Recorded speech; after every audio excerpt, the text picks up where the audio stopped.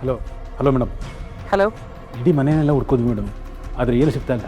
ಏನು ಸಿಗುತ್ತೋ ಬಿಡ್ತೋ, ಏನಾದರೂ ಒಂದು ಕಾರಣ ಹೇಳಿ ಅಲ್ಲಿ ಎಲ್ಲ ಸೀಸ್ ಮಾಡಿಸಿ ಅವ್ರನ್ನೆಲ್ಲ ಅರೆಸ್ಟ್ ಮಾಡಿಸ್ಬೇಕು. ನಾವು ಅದನ್ನೇ ಟ್ರೈ ಮಾಡ್ತಾ ಇದ್ದೀವಿ ಮೇಡಮ್.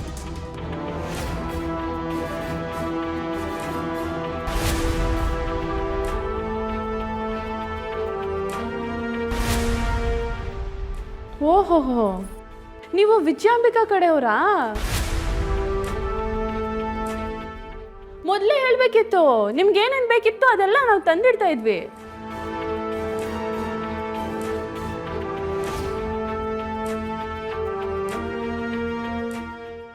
ಏನು ಮೇಡಮ್ ಈ ಥರ ಎಲ್ಲ ಮಾತಾಡ್ತಾ ಇದ್ದೀರಾ?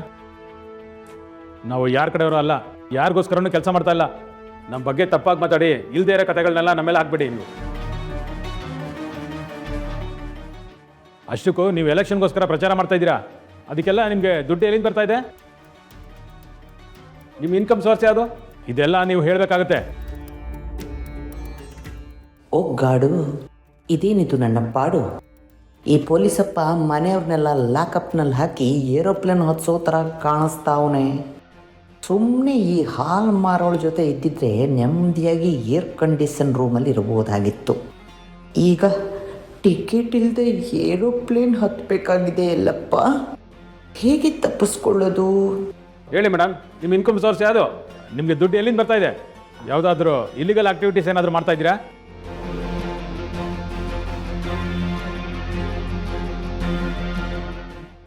ಏನು ಎಸ್ ಐ ಸಾಹೇಬ್ರೆ, ಅಧಿಕಾರದಲ್ಲಿದ್ದೀರಾ ಅಂತ ಬಾಯಿಗೆ ಬಂದಂಗೆ ಮಾತಾಡ್ತಿದ್ದೀರಾ?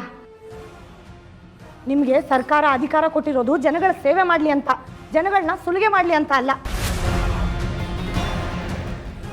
ನಾವು ಬಡವರೇ ಇರ್ಬೋದು, ಹಾಗಂತ ಬಡವ್ರ ಮಕ್ಕಳು ಬೆಳಿಬಾರ್ದಾ? ಶ್ರಾವಣಿ ಅಮ್ಮನವರು ಈಗ ಮಿನಿಸ್ಟ್ರು ಮಗಳಾಗಿ ಎಲೆಕ್ಷನ್ಗೆ ನಿಂತಿಲ್ಲ, ಅವ್ರು ಎಲೆಕ್ಷನ್ಗೆ ನಿಂತಿರೋದು ನಮ್ಮನೆ ಸೊಸೆಯಾಗಿ.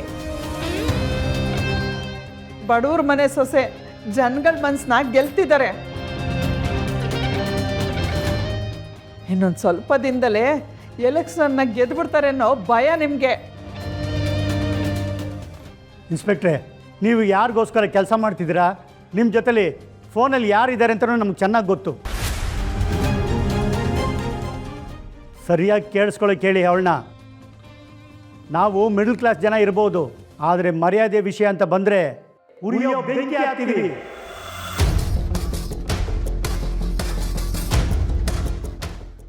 ಆದರೂ ನಮ್ಮನ್ನು ಮುಟ್ಟಕ್ಕೆ ಬಂದರೆ ಅವಳು ಸುಟ್ಟು ಹೋಗ್ಬಿಡ್ತಾಳೆ.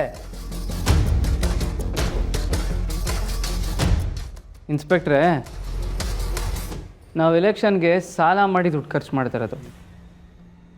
ಅದು ಅಲ್ಲದೆ ನಮ್ಮ ತಾಯಿ ಒಡವೆ ಅಡ ಇಟ್ಟು ದುಡ್ಡು ತಂದಿರೋದು. ನಿಮ್ಮ ವಿಜಯಾಂಬಿಕನ್ ಥರ ಇರೋ ಬರೋ ತಲೆ ಹೊಡೆದು ದುಡ್ಡು ಮಾಡ್ತಾ ಇಲ್ಲ.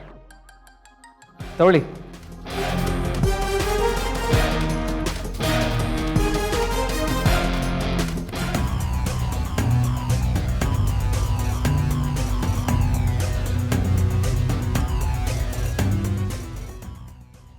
ಇನ್ನೂ ಏನು ಇಲ್ಲೇ ನಿಂತಿದ್ದೀರಾ?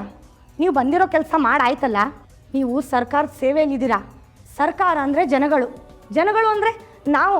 ನೀವು ಬದುಕ್ತಾ ಇರೋದೇ ನಮ್ಮ ದುಡ್ಡಿಂದ. ನಿಮ್ಮನ್ನು ನಾವು ನೇಮಕ ಮಾಡ್ಕೊಂಡಿರೋದು ಜನಗಳ ಸೇವೆ ಮಾಡಲಿ ಅಂತ. ಅಂಥದ್ರಲ್ಲಿ ನೀವೇ ನಮಗೆ ತೊಂದರೆ ಕೊಡೋಕೆ ಬಂದರೆ ನಾವೆಲ್ಲ ಸುಮ್ಮನೆ ಬಿಟ್ಬಿಡ್ತೀವಾ? ನಮ್ಮ ಮನೆ ಸೊಸೆ ಎಲೆಕ್ಷನಿಗೆ ನಿಂತಿರೋದು. ನೀವು ನಿಮ್ಮ ಮೇಡಮ್ ಮಾತ್ರ ಅಲ್ಲ, ಆ ವಿಧಿನೇ ಅಡ್ಡ ಬಂದ್ರೂ ಅವ್ರಿಗೆಲ್ಲದನ್ನು ತಪ್ಪಿಸೋದಕ್ಕೆ ಯಾರ ಕೈಯಿಂದನೂ ಸಾಧ್ಯ ಇಲ್ಲ.